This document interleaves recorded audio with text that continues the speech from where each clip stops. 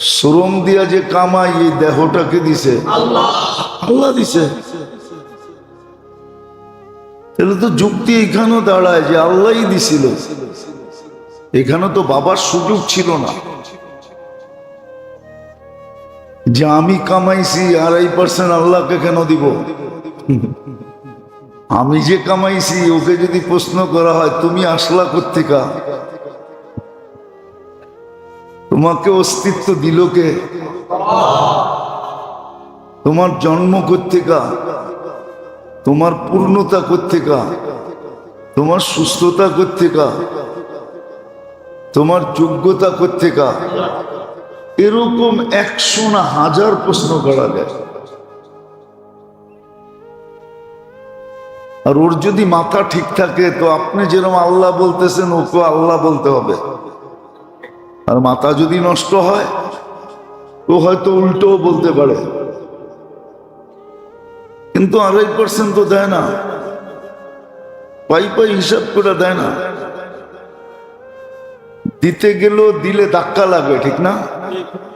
এতটি টাকা, লাখের ভিতরে 2,500, অথচ এই দুনিয়ায় আছে অন্য অন্য উম্মতরা 10% জাকাত দিতেন। কত? 1,10,000 দিতে হতো। আমাদের জন্য কনসিডার করছেন আল্লাহ। এটা এই জন্য করছেন, নাইলে অন্য উম্মতরা আঙ্গুল উঠাবে, অভিযোগ দায়ের করবে যে আমাদের থেকে তো 10% নিলেন। উম্মতে মুহাম্মদীর সাথে এমন কি পীড়িত যে 1 টাকাও নিলেন না? এরকম কি পীড়িত আপনার লগে, কি ভালোবাসা, কি মহব্বত, কি স্নেহ, কি মায়া, কি মমতা, আঙ্গুল উঠাইতে পারতো। এই জন্য লমসম নিয়া, ঠিক না? লমসম নিয়া ছেড়ে দেয়। অনেক সময় হয় না, আপন মানুষ গেলে চালান তো দেওয়া যাবে না, যেই দামে কিনছি ওই দামটা দেন, লাভ লাগবে না। আল্লাহ আমাদের থেকে লমসম নিছে যেন অন্য উম্মত আঙ্গুল না উঠাইতে পারে। কিয়ামতের দিন সবাই তো জানবো, সব প্রকাশ হয়ে যাবে। তো আল্লাহ যেন বলতে পারে ওদের থেকেও তো নিছি, কম নেই আর বেশি নেই, নিছি তো, একবারে তো ছেড়ে দিই নেই। কিন্তু 2.5%ও তো দিতে চায় না, হিসাব করে দেয় না। কসম খোদার, 2.5% যদি হিসাব করে আমার দেশের মানুষ দিত জাকাত, তাইলে দেশের 70% গরিব বিলুপ্ত হয়ে যেত। সত্য। এটা যদি সঠিকভাবে সুরক্ষিত হতো আর সঠিকভাবে বন্টন হতো। কি একটা কাহিনী আছে না, শিয়ালের রুটি বাগ যদি না হইতো। এরকম একটা কাহিনী পড়ছেন? শিয়ালের বাঘ প্রথম শীর্ষেই এরকম ভাবে যেন দুটা সমান না হয়,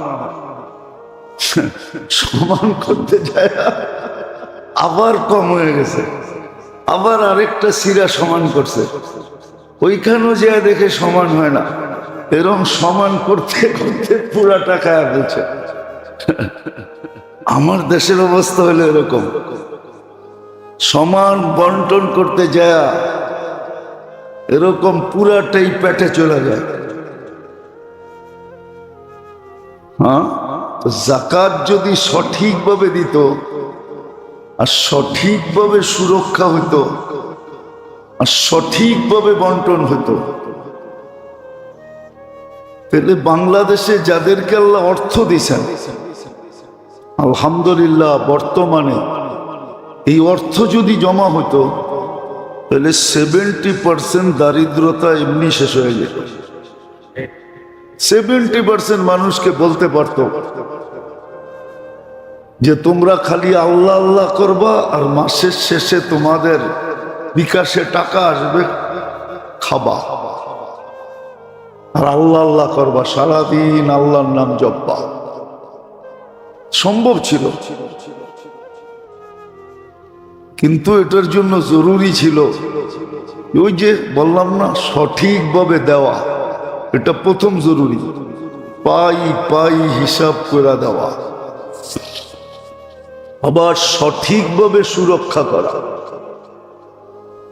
আবার সঠিকভাবে প্রাপ্য ব্যক্তিদের কাছে পৌঁছা যাওয়া। কি কোন ফ্রিজিং করা গোস্তই সঠিক ভাগ হয় না। হজের পরে গোস্ত আসে না, ওইটাই তো সঠিকভাবে ভাগ হয় না। রমজানে খেজুর আসে, সঠিকভাবে ভাগ হয় না, ওটা ওই পোটের থেকেই বিক্রি হয়ে যায়। হ্যাঁ, কিছু দেখানোর জন্য হয় 2-1 কেজি করে, নাহলে আসে রমজানে খেজুর আসে। দুটাই জানি আমি, দুটাই বললাম। রমজানে গরিবদের জন্য খেজুর আসে, কুরবানির পরে কি আসে? হ্যাঁ, হাজি কুরবানি করে। সৌদি আরব তো খায় না, ওরা তো এগুলা খায় না, ওরা তো তাজা ছাড়া খায় না। এগুলো সারা দুনিয়ার মুসলিম দেশে, গরিব গরিব দেশে পাঠায় দেয়। আমাদের এখানেও আসে, কিন্তু আল্লাহ জানে ওগুলো কোথায় অক্সিজেনে মিলা যায়। মনে হয় সব অ্যালকোহলের মতো, অ্যালকোহল যেরকম অক্সিজেনে মিলা যায়, ওগুলো অক্সিজেনে মিলা যায়।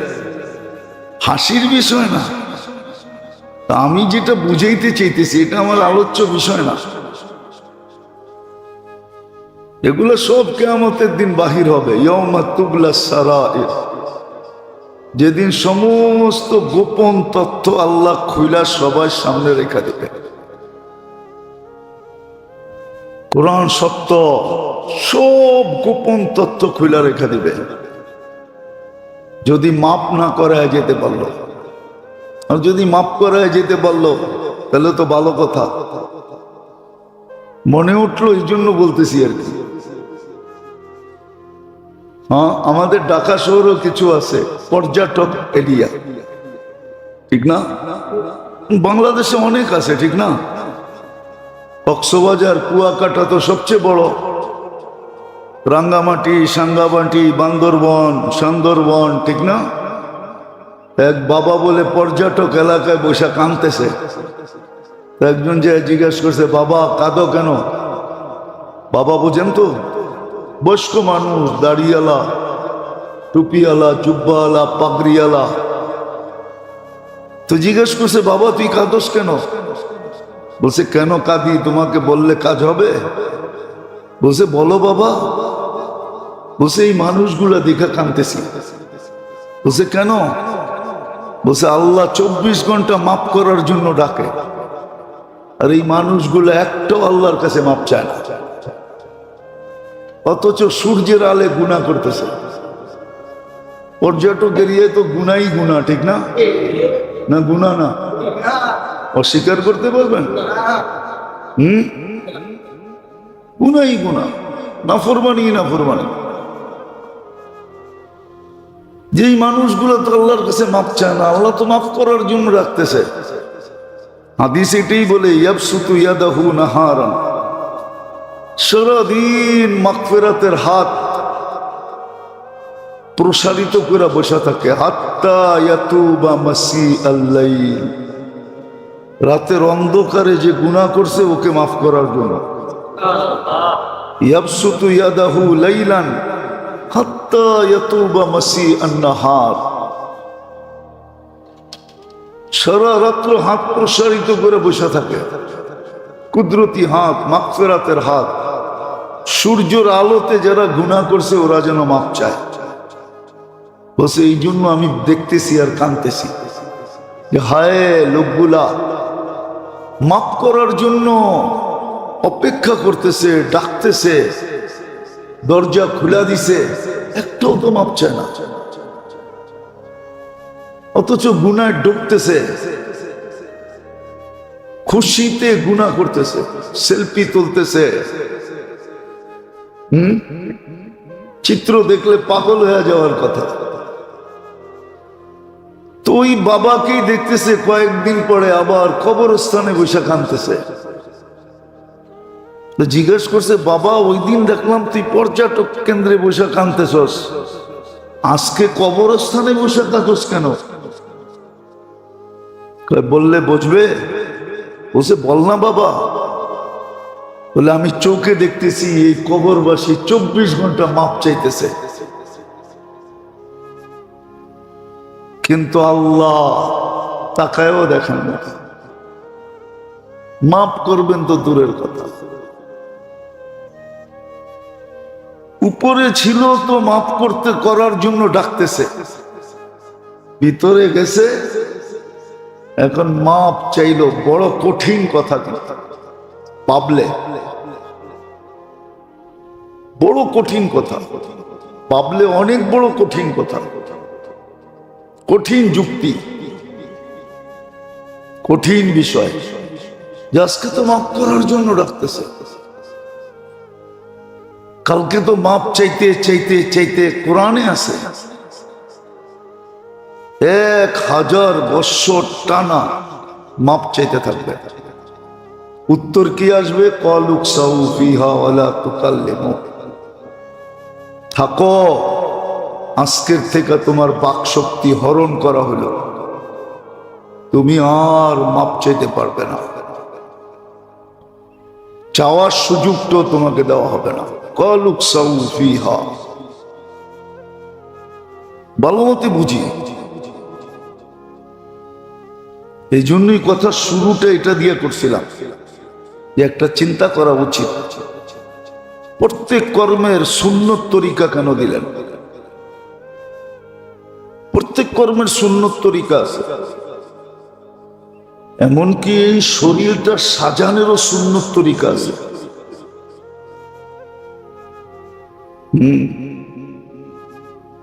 মুসলমানের জন্য, অন্যের জন্য না। এই জন্যই তো আল্লাহ, মুসলমান আজকে আল্লাহর রহমতের দৃষ্টি থেকে পড়ে গেছে। হাদিসে সুস্পষ্ট আছে, ইদা আদুমাত উম্মতি আদ-দুনিয়া নুসিয়াত মিনহা হাইবাতুল ইসলাম। ইসলামের গুরুত্ব, মহত্ব, বড়ত্ব, প্রয়োজনীয়তা, ইসলাম যে কত বড় দৌলত, কত বড় সম্পদ, এই অনুভূতিটা তার দিলের থেকে আল্লাহ ছিনায় নিয়ে নেবেন, বাহির করে নিয়ে নেবেন। এই আইসিটা অফ করে দিবেন, বিনষ্ট করে দিবেন। ওর কাছে ইসলামের কোনো গুরুত্ব থাকবে না, ও তর্ক করবে। পোশাক একটা পরলেই তো হয়, পোশাক একটা পরলেই তো হয়। এই জন্য মুসলিম সমাজ বিনষ্ট হয়ে গেছে, বিনষ্ট হয়ে গেছে। মহিলারা কাপড় পরে, কিন্তু হাদিস বলে কাপড় পরে নাই। কাপড় পরে, কিন্তু আল্লাহ রসুল কি বলে? আরিয়াতুন কাসিয়াতুন মাইলাতুন মুমিলাতুন। আরিয়াত, কাসিয়াত, সে কাপড় পরে নাই। এরকম আটা সাটা কাপড় পরছে। আটা সাটা বোঝেন কি? টাইট ফিট, এটা বোঝেন ঠিক না? ইংরেজি বোঝেন, আরটা বোঝেন না। টাইট ফিট কাপড় পরছে, পুরুষও পরে, মহিলাও পরে টাইট ফিট কাপড়। কিন্তু নিয়ম ছিল ঢিলা ঢালা পরবে, যাতে শরীর বোঝা না যায়।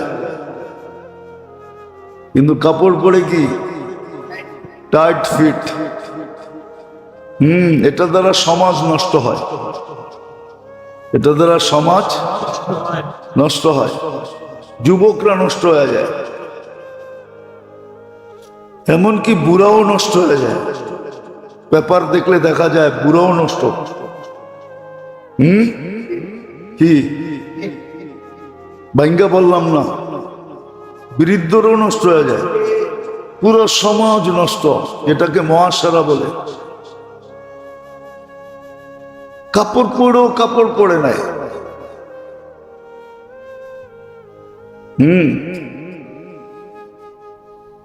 অথচ 24 ঘন্টা এদের উপরে লানত করতেছে, অনুভূতি নেই। এক হলো টাইট ফিট, আটা সাটা, টাইট ফিট কাপড় পরে, আরেকটা হলো এরকম চিকন পড়ে, এরকম পাতলা সাতলা পড়ে, মনে হয় পড়েই নেই, মনে হয় পড়েই নেই। মাঝে মাঝে মনে হয় অন্ধ হইলেই ভালো হইতো, অন্ধ যদি হইতাম তাইলেই ভালো হইতো। আমারটা বলতেছি, আপনি করতে না। অন্ধ যদি হইতাম তাইলেই ভালো হইতো। এরকম পাতলা কাপড় পরে। আর তৃতীয় হলো, আরেকটা হলো শর্ট পিস পরে, শর্ট পিস, শর্ট পিস। ওই যে আগে শুনতাম ছোটবেলা বক্তারা ওয়াজ করতো, এখন তো করে না কেউ, আমরাও করি না, বয়ের ঠেলায়, যে পেট খালি পিঠ খালি, কপালেতে এক নক্তা, এরকম কাপড় পরে। এর দ্বারা সমাজ নষ্ট হয়, সমাজ নষ্ট হয়ে যায় আস্তে আস্তে আস্তে। একদিনে তো হয় না, এক সময় পুরো সমাজ নষ্ট হয়ে যায়। যেমন আজকে সমাজ নষ্ট, বললে খুইলা বলা যায়। পরকীয়ার মাত্রা এত বাড়ছে যেটা বলা বাহুল্য। এটার থেকে সংসারে এত অশান্তি বাড়ছে যেটা বলা বাহুল্য। তালাকের হার এত বাড়ছে যেটা বলা বাহুল্য, ঠিক না? নতুন নতুন বিয়ে হয়েছে, তালাক মিলে না, সংসার করে না, এত পারিবারিক ঝগড়া বাড়ছে যেগুলা কোডে যায় না। যে কি হবে, বৎসরের পর বৎসর ঝুলা থাকবে। অবর্ণনীয় হারে কিন্তু পারিবারিক ঝগড়া বিভেদ বাড়ছে না, বাড়ে নাই? আপনাকে বাড়ি ঘরে নাই? রাগ হয়েন না, শুধু এই কারণে সমাজ পুরা নষ্ট হয়ে গেছে। তো প্রত্যেক দেহের কর্মের পদ্ধতি, প্রত্যেক কাজের পদ্ধতি সুন্নত, প্রত্যেকটা মুহূর্ত ইবাদত দ্বারা মোড়ানো। এটার একটা কারণ ছিল, কারণ যেই কারণে আল্লাহ দিছিলেন, যেই কারণে আল্লাহ দিছিলেন মুসলমানকে, অন্য মুসলমানকে না, অন্য জাতিকে না, মুসলমানকে। আর এটার একটা প্রতিক্রিয়াও রাখছিলেন, সুবাস রাখছিলেন, সুবাস, সুঘ্রাণ রাখছিলেন। ওটা যতদিন প্রতিষ্ঠিত ছিল ততদিন কোরআনের ওই আয়াত সত্য ছিল, আনতুমুল আলাউন, তোমরা সবার উপরে থাকবে। আর মুসলমান উপরেই ছিল, সবাই মুসলমানের অধীন ছিল। নাইলে তো আর 36 লক্ষ মোরাব্বা মাইল, ওই যুগে 4টাই মহাদেশ ছিল, আফ্রিকা, ইউরোপ, এশিয়া আর রাশিয়া। এই 4টা মুসলমানের পায়ের নিচে ছিল। আপনি ভাবতে পারলে বুঝতে পারবেন, নাইলে বুঝতে পারবেন না। সিয়াসেত্তার যে হাদিস, 6টা হাদিস সিয়াসেত্তা, বুখারী, মুসলিম, তিরমিজি, আবু দাউদ, নাসাই, ইবনে মাজাহ, এই 6 হাদিসের কিতাবের লেখকরা সব রাশিয়ার। কোন জায়গার? রাশিয়া। আরব না,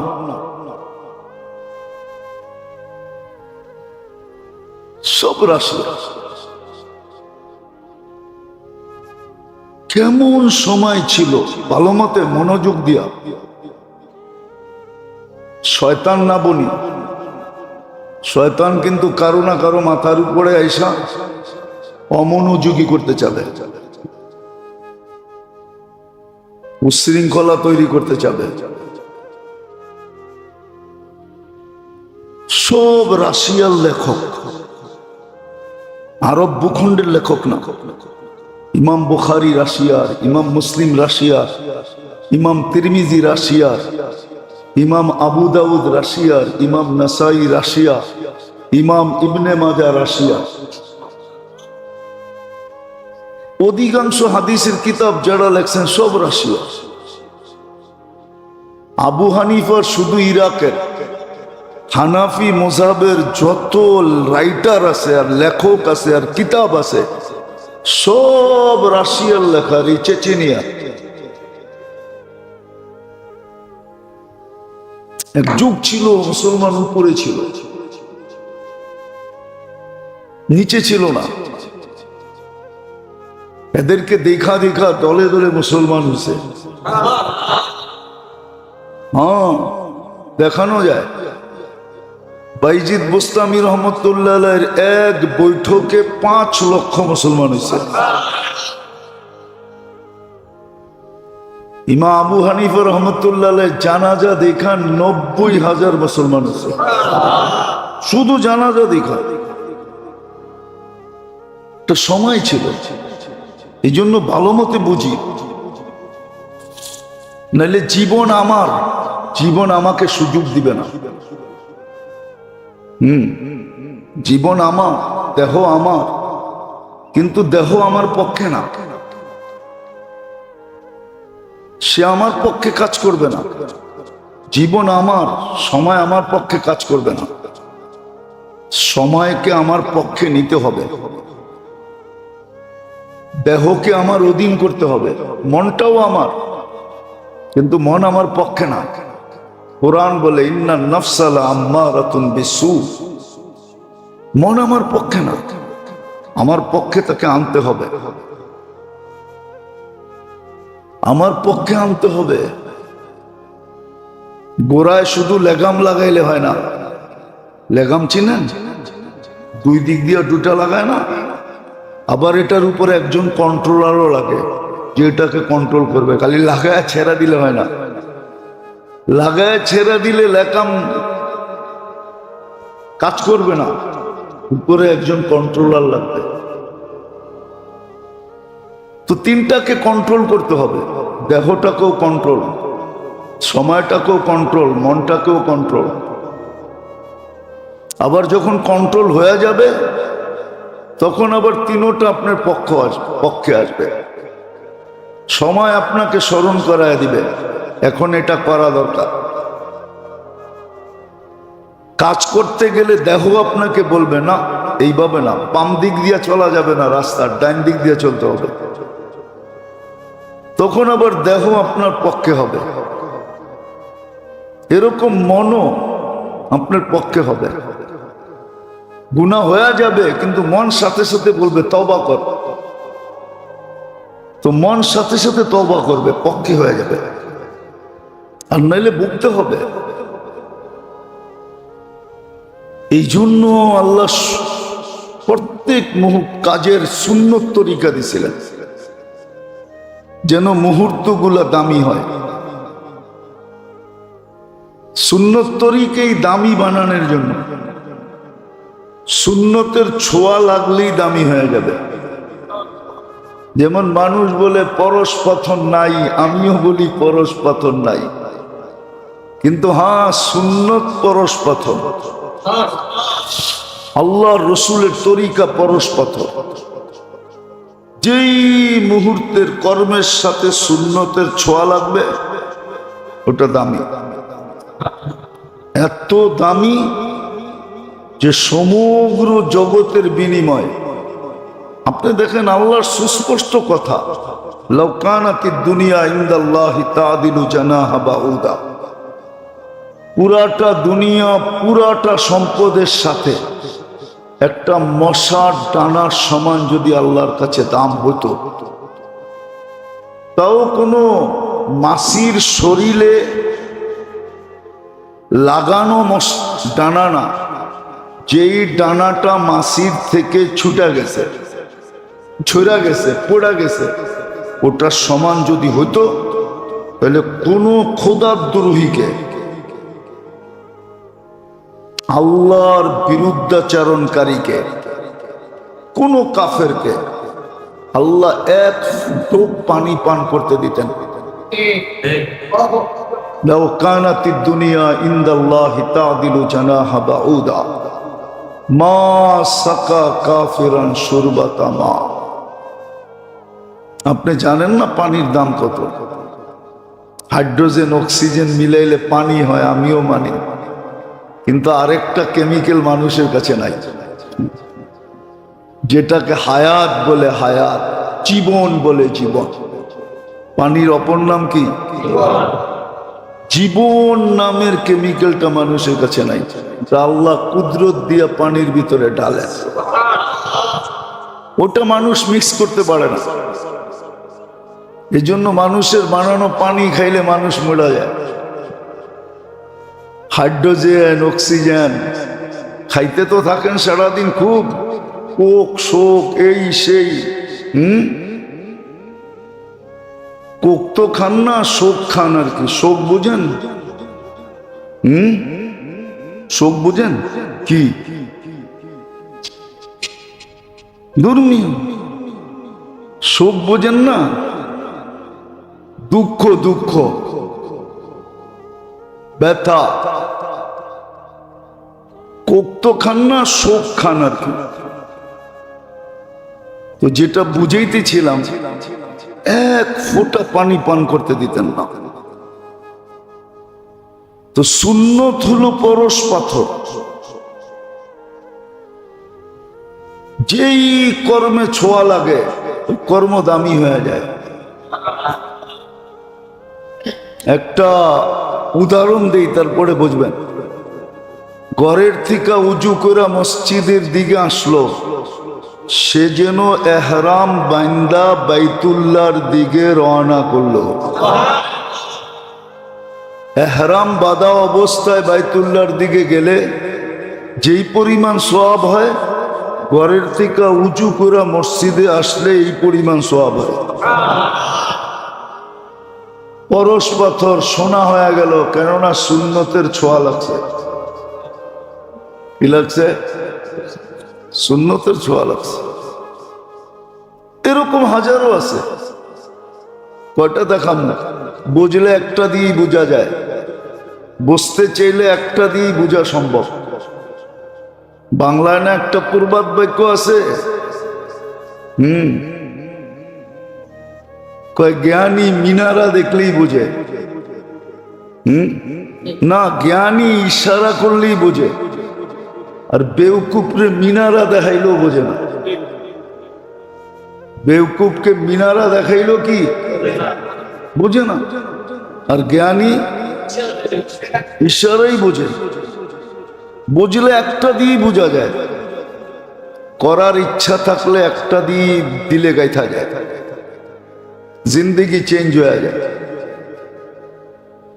তো আল্লাহ সমস্ত কর্মর পদ্ধতি দেওয়ার কারণ, সুন্নত তরিকা দেওয়ার কারণ, যে দেহের সমস্ত কর্মগুলা যেন দামি হয়, যার কারণে এই মানুষটাও দামি হবে।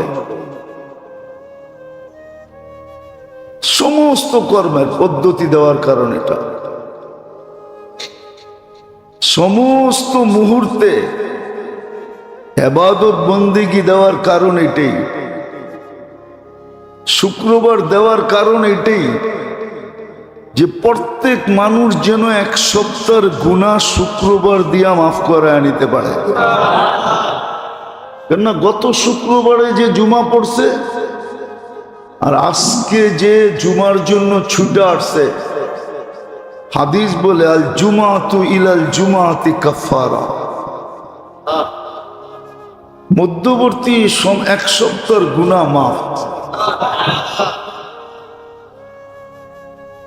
হ্যাঁ, এই জন্য জুমা ছিল। নামাজ টু নামাজ এই জন্য যে মধ্যবর্তী সময়ের গুনাহ যেন আর না থাকে। আসসালাতু ইলা সালাতি কাফারা। আবার যখন এসা পড়ে ঘুমায়া যায় আর ফজরের জন্য ওঠে আর নামাজ পড়ে, তো সারা রাত্র ঘুম বাদ দিয়া ইবাদত লেখা হয়। এই পদ্ধতিগুলো এই জন্যই যেন মানুষটা এর মুহূর্তগুলো দামি হয়। কেননা কিয়ামতের দিন এটাই দেখবে, লিয়াবলুয়াকুম আইয়ুকুম আহসানু আমালা। কে কতটুকু করে আসলো, ভালো করলো না খারাপ করলো, আল্লাহর ইচ্ছা মতো করলো না নিজের মন মতো করলো। আল্লাহর ইচ্ছা মতো করলো না নিজের মন মতো করলো। দুনিয়া তো বহুত নিয়ম আছে, বহুত নিয়ম দুনিয়াতে আছে। এয়ারপোর্টে যে আপনার মন মতো করতে পারবেন না, এয়ারপোর্টের বিধি বিধান মতো করতে হবে, ঠিক না? প্লেনে উঠে আপনার মন মতো করতে পারবেন না, বিধি বিধান মতো করতে হবে, নাইলে কেস হবে কেস। আমার জীবনে এক কাহিনী আছে, ওই প্লেনে আমি ছিলাম, আমি কেনিয়া যেতেছিলাম, কেনিয়া নেরোবি। তো আমার মনে আছে আমার সাথে কিছু, ওই প্লেনে কিছু পাকিস্তানি ছিল। এদের কিছু কাজের কারণে, তেমন জরুরি তেমন কঠিন কাম না, সামান্য একটা কাজের কারণে এয়ারপোর্টে নামার পরে প্রত্যেককে $300 করে জরিমানা দিতে হয়েছে। আমি ওদেরকে নিষেধও করছিলাম যে করো না, হাতে সময় আছে। কিন্তু অনেক সময় হয় না জোশালা। আমাদের ল্যান্ডিং যখন ছিল তারপরে অনেক সময় থাকতো, আমরা আসর করতে পারতাম, কিন্তু ওরা শুনে আউয়াল ওয়াক্তে পড়বে, তো প্লেনের করিডোরেই নামাজ পড়তে দাঁড়ায় গেছে। ওদেরকে নিষেধ করছে, ওরা মানে নাই। বিদেশি এয়ারলাইন ছিল, ওরা কমপ্লেইন করে দিছে। আর এটা নিয়ম আছে, এটা নিয়ম আছে। $300 জায়গাটা জায়গায়। আমরা নাইমা নামাজ পড়ছি, তারপরে ইমিগ্রেশনে দেরিতে গেছি, আগে নামাজ তারপরে ইমিগ্রেশন। তো দুনিয়ায় যদি রুল থাকতে পারে তো আল্লাহর থাকতে পারবে না কেন? না, আর আল্লাহ তো আমাকে দামি বানানোর জন্য করছেন, আমি যেন দামি হই, আমার মুহূর্তগুলো যেন দামি হয়, আমি যেন ওই সফলতা পাই যেটা আমার জন্য নির্ধারিত আছে, আমার জন্য লিপিবদ্ধ আছে। মুসলমান হিসাবে, উম্মতে মুহাম্মদী হিসাবে আমি যেন ওটা পাই। এই জন্য ভালো মতে বোঝেন কেন সমস্ত কর্মগুলাকে নিয়ম পদ্ধতি দিলেন, কেন মুহূর্তগুলোর ভিতরে ইবাদত বন্দেগী দিলেন। এই জন্য উচিত এটাকে শিখা, এটা কোনো বেশি না, অল্পই। একদিন বলছিলাম মনে হয়, ছোট কিতাব 1 মিনিটের মাদ্রাসা, 24 ঘন্টায় সমস্ত কর্মের সুন্নত তরিকা আছে, নেন, বাংলা আছে, শিখেন, পড়েন, একটা একটা করে কাজে লাগাইতে শুরু করেন, নাইলে কিন্তু পস্তাইতে হবে, বড় পস্তাইতে হবে। ওই বাবার কথাই সত্য, আজকে ডাকতেছে মাফ করার জন্য, কালকে তুমি চিৎকার দিবা মাপ পাওয়ার জন্য। আজকে মাপ কেউ চায় না, কালকে চাবে উনি মাপ করবে না। সত্য এটা। আল্লাহ আমাদেরকে বুঝার তৌফিক দেন, আমল করার তৌফিক দেন, শিখারও তৌফিক দেন। কিনেন 1 মিনিটের মাদ্রাসা, না পারলে বলেন এখানে লোক আছে, মুয়াজ্জিন সাহেবকে বলেন, খাদেম সাহেবকে বলেন, মাদ্রাসার ওস্তাদদেরকে বলেন, এরাই না আপনাকে দিবে। পড়েন, কাজে লাগান, নিজেকে দামি বানান, নাইলে সত্য এটাই, ওই বাবার কথাই সত্য। আল্লাহ আমাদেরকে আমল করার তৌফিক দান করেন। সর্ব বিষয়ে নিয়ম দিলেন, পদ্ধতি দিলেন, বিধি দিলেন, বিধান দিলেন। কেন দিলেন? আবার সারা দিনে এই ছোট জীবনটা এত ইবাদত কেন?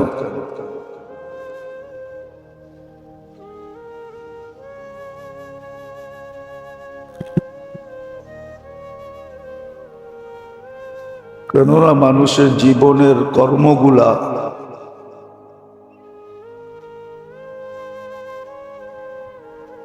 বড় মূল্যবান।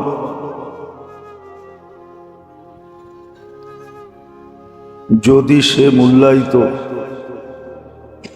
সে যদি মূল্যায়ন করে, তাহলে জীবনের সমস্ত কর্মগুলা অনেক মূল্যবান।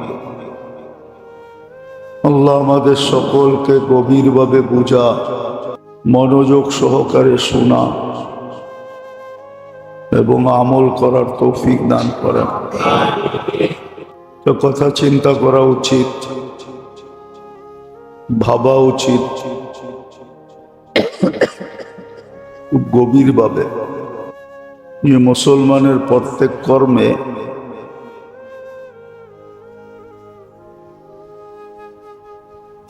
নিয়ম পদ্ধতির বিধি বিধান কেন? এমনকি বাথরুমে ঢোকা, বাথরুম থেকে বাহির হওয়া, কাপড় পরা, কাপড় খোলা, জুতা পরা, জুতা খোলা, সাধারণ থেকে সাধারণ আমলেও বিধি বিধান কেন? নিয়ম কানুন কেন? 24 ঘন্টায় যত কাম মানুষ করে, যত কাজ মানুষ করে, এমনকি রাস্তার হাঁটারও বিধান আছে। এই বিধানগুলা কেন? খুব গভীরভাবে ভাবলে বুঝে আসবে, নাইলে বুঝে আসবে না যে আল্লাহ কেন সর্ব বিষয়ে নিয়ম দিলেন, পদ্ধতি দিলেন, বিধি দিলেন, বিধান দিলেন। কেন দিলেন? আবার সারা দিনে এই ছোট জীবনটা এত ইবাদত কেন?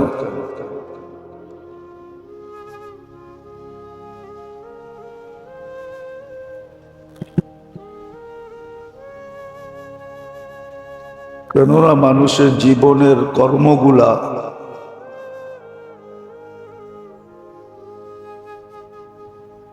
বড় মূল্যবান।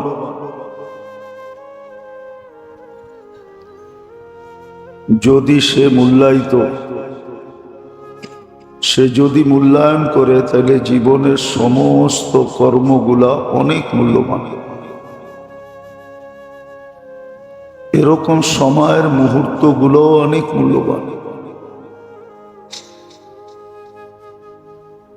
সেকেন্ডগুলা, মিনিটগুলা, ঘন্টাগুলা, দিন, সপ্তাহ, মাস, বৎসর, এটা অনেক মূল্যবান।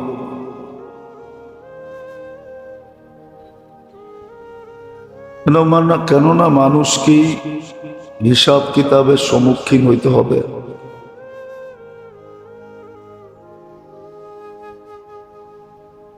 আর মানুষের পিছনেই আল্লাহ সমস্ত বাজেট। বাজেট এই জন্য বললাম, বাজেট দিয়ে সহজে বুঝে আসবে।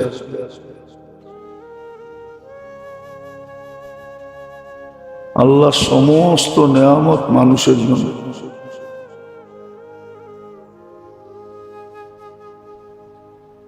সমস্ত বাজেট মানুষের জন্যই নির্ধারিত।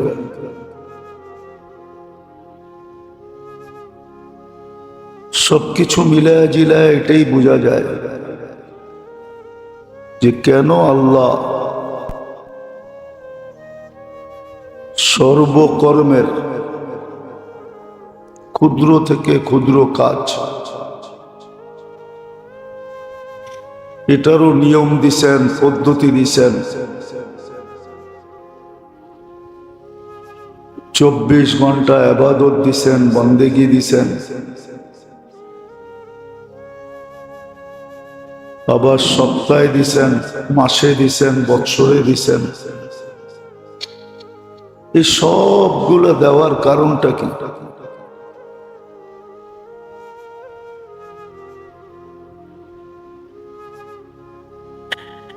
দেখলে দেখা যায় একটা মুহূর্ত ইবাদত বন্দেগী ছাড়া খালি নাই।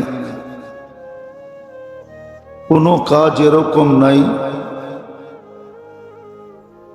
যেটা নিয়ম, পদ্ধতি, তরতিব, কানুন আল্লাহর পক্ষ থেকে নির্ধারিত নাই।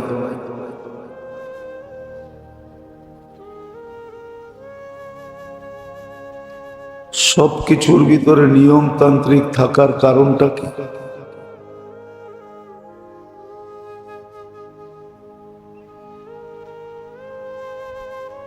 প্রথমত এটা যে মানুষের জন্য বিরাট একটা জিনিস অপেক্ষা করতেছে, যেটাকে চির সফলতা বলে। দুই জিনিসের এক জিনিস মানুষের জন্য অবধারিত।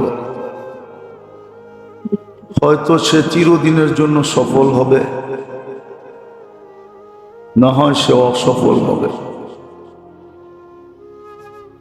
একটাকে আরবিতে সাআদত বলে, আর একটাকে আরবিতে শাকাওয়াত বলে। চির সফলতা না হয় চির অসফলতা।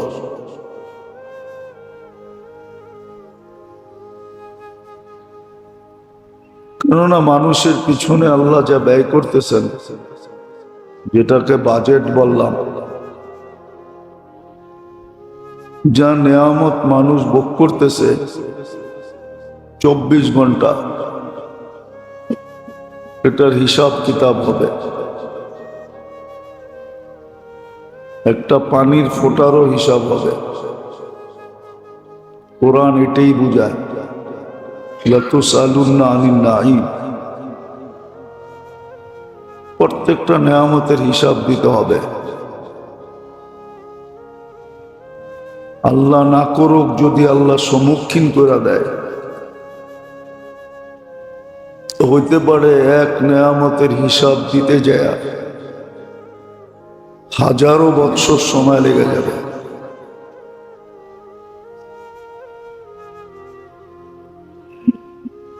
এই জন্য কোরআনে আছে,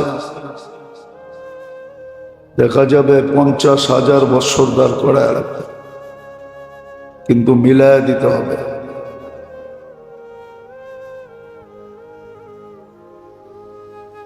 না, প্রত্যেকটা নেয়ামতেই অতুলনীয়। মূল্য এতটুকু সমগ্র জগৎ দিয়েও এর মূল্য দেওয়া সম্ভব না। যাকে আল্লাহ মাতৃগর্ভের থেকে দৃষ্টিশক্তি দেন নাই, এই দুনিয়ায় দৃষ্টিশক্তি নেওয়ার কোনো সুযোগ নাই, কোনো ব্যবস্থাপনা নাই, কোনো পদ্ধতি নাই, কোনো নিয়ম নাই, কোনো মেডিসিন নাই, কোনো বিকল্প নাই যে সে দৃষ্টিশক্তি নিতে পারে,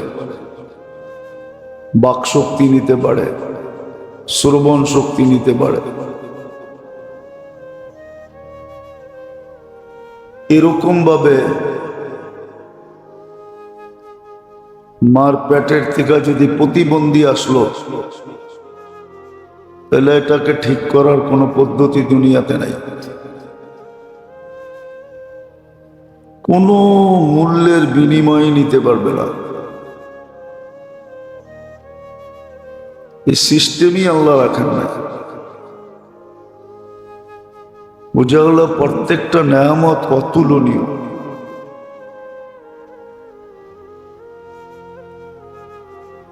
আর এই সব নেয়ামত মানুষ ভোগ করে।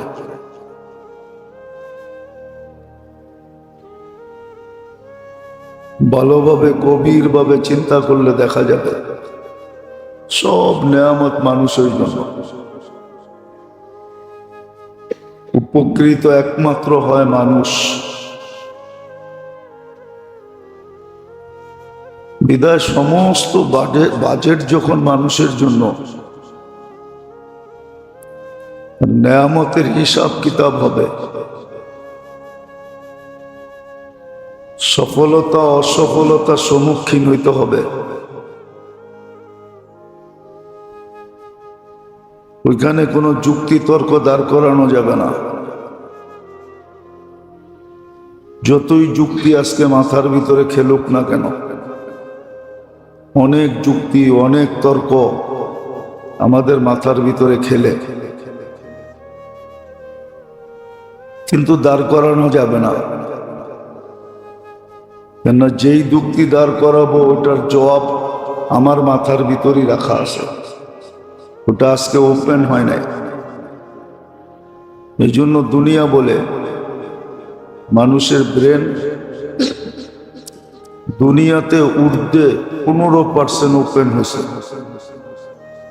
15%-এর উপরে কারো ওপেন হয় নাই। 85% বন্ধ আছে। ওই 85%-এর ভিতরে কি লুকানো আছে ওটা মানুষ জানে না। 15% যে ওপেন হয়েছে, খোলা হয়েছে, ওটা দিয়ে মানুষ দুনিয়াটাকে এখন টেকনোলজি সমৃদ্ধ করছে, উন্নত করছে। ডিজিটাল বলেন আর স্মার্ট বলেন, মানুষ এই 15% দিয়ে বানাইছে। 85% কিন্তু বন্ধ আছে। এটা মৃত্যুর সাথে সাথে খুলে যাবে। এখন খুলবে না।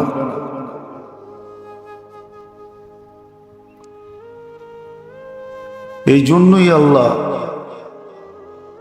মানুষের মুহূর্তগুলা, জীবনের সময়গুলা, অঙ্গের কর্মগুলা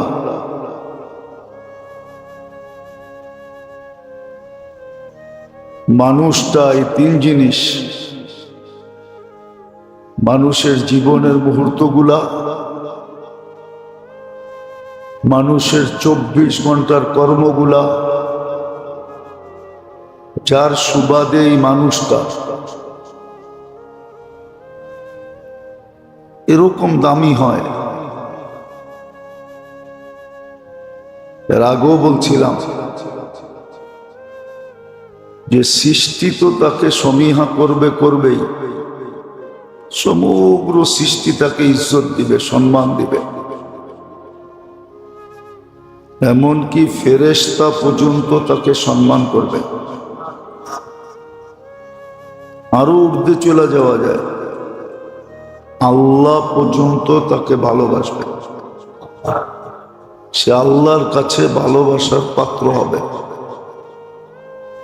কোরআন এই দিকে ইঙ্গিত দিছে, সায়াজআলু লাহুমুর রহমানু বুদ্দা। আল্লাহ তাকে ভালোবাসবে, আল্লাহ তাকে বন্ধু বানাবে।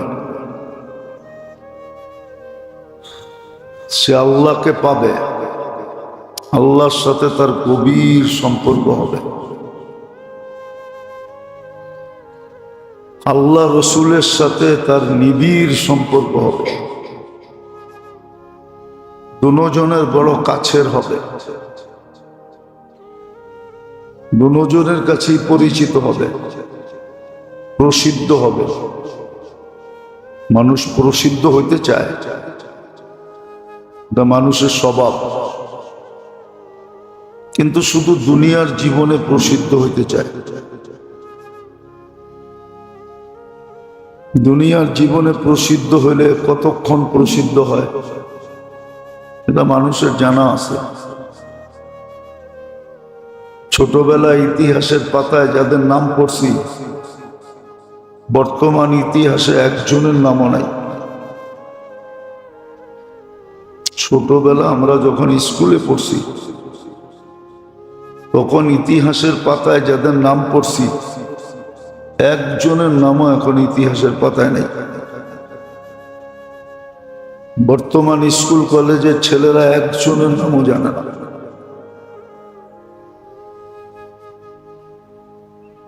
কেননা এটাই সত্য,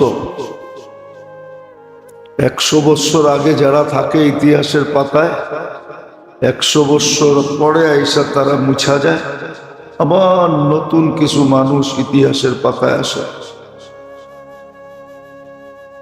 আর আদি অন্তত কেউ পড়ে না,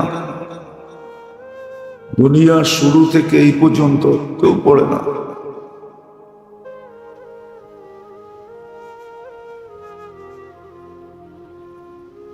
কিন্তু আল্লাহ রসুলের কাছে যারা নৈকট্যবান হয়,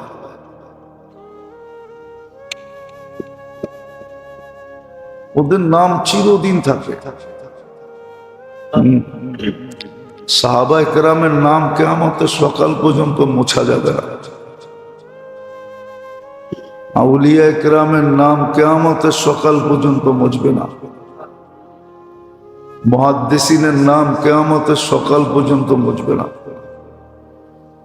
আবু হানিফার নাম কে কিয়ামতের সকাল পর্যন্ত মুছবে? মুছবে কেউ?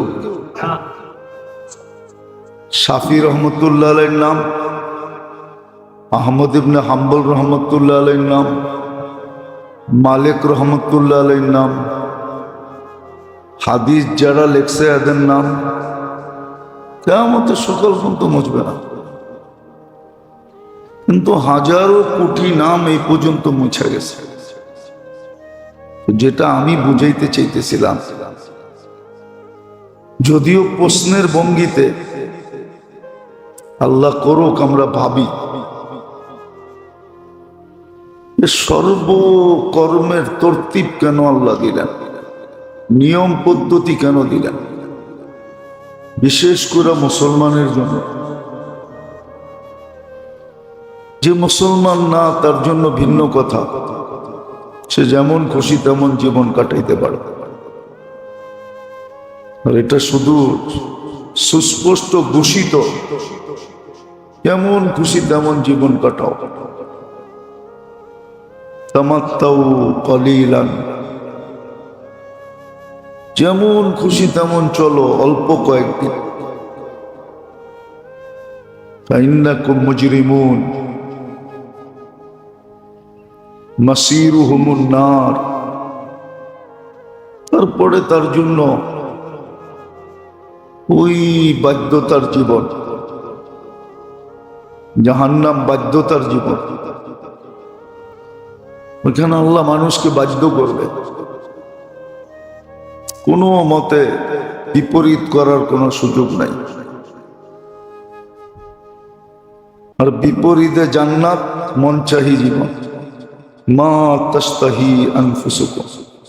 ওইখানে কোনো বাধ্যবাধকতা নাই, ওইখানে মন যা চাবে তা করবে, যা মনে আসবে, যা মনে লাগবে।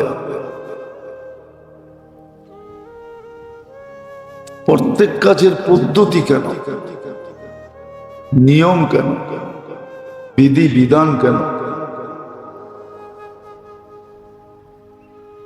প্রতিটা মুহূর্ত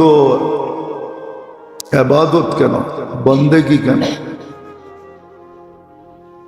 আল্লাহর থেকে নির্ধারিত কেন? তিন কারণই। আবার কারণগুলা কেন ওটো অল্প বললাম, কেননা সম্পূর্ণ আল্লাহর বাজেট মানুষের জন্য। মানুষের জন্যই বাজেট করতে হয়, নাইলে আমরা চিরাচরিত কেন শুনে আসতেছি যে শবে বরাতের দুর্বল হোক আর শক্তিশালী হোক, পাওয়া যায় কিতাবে। শবে বরাতে সারা বৎসরের বাজেট প্রত্যেকের ভাগ্যে লেখা হয়, বা লাইলাতুল কদরের রাত্রে লেখা হয়। এই বাজেট কেন?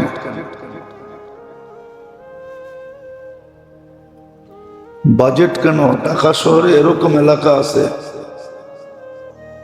মাঝে মাঝে বলি, গেলে বলি, আসলে ইসলামবাগ চলে যান।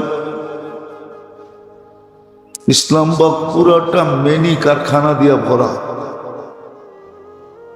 শত শত ধরনের কারখানা ইসলামবাগে। গেছেন কখনো? লালবাগের পাশে, চিনেন? ওইখানে হাজারো ধরনের কেমিক্যাল ব্যবহার করা হয় কারখানাগুলাতে, অথচ ওই কেমিক্যাল গুলা এরকম,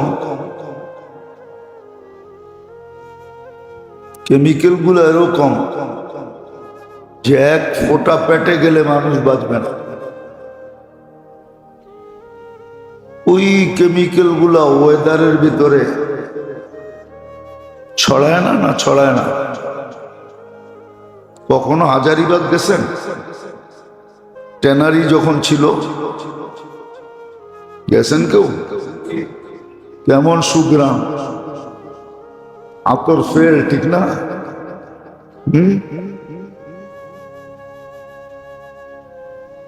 নতুন যদি কেউ যায়, ও তো বমি করতে করতে বাহিরে চলে আসে, ঠিক না?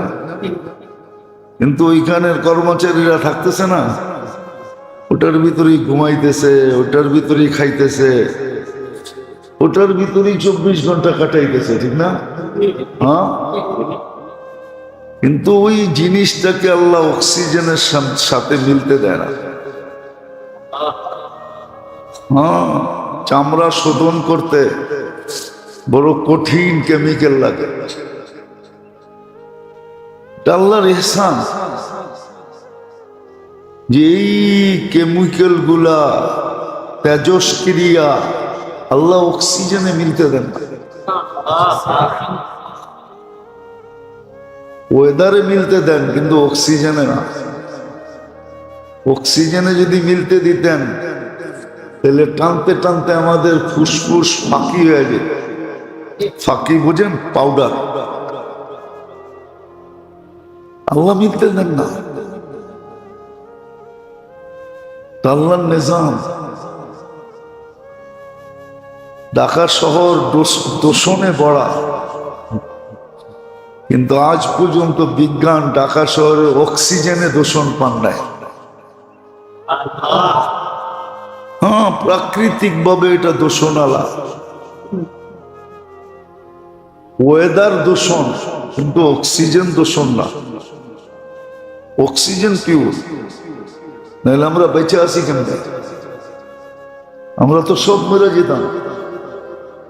যাদের জন্ম ঢাকা শহরে, বুড়া হয়ে গেছে ঢাকা শহরে,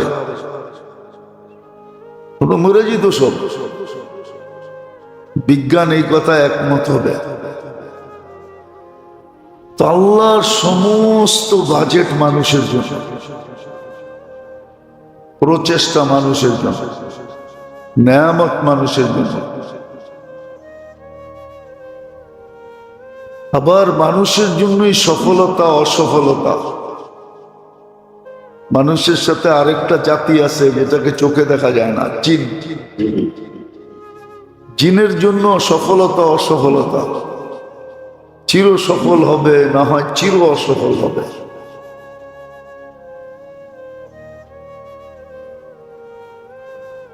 মানুষই দামি হবে, নাহলে বেদামি হবে। এই জন্যই কিতাবে আছে, প্রাণীগুলা মানুষকে শুধু শুধু সতর্ক করে না, প্রত্যেক প্রাণী মানুষকে সতর্ক করে। প্রত্যেক বস্তু মানুষকে সতর্ক করে। মাটিও মানুষকে সতর্ক করে।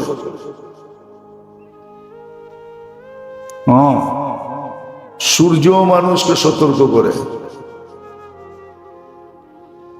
ফেরেশতাও মানুষকে ডেলি সকালে সতর্ক করে।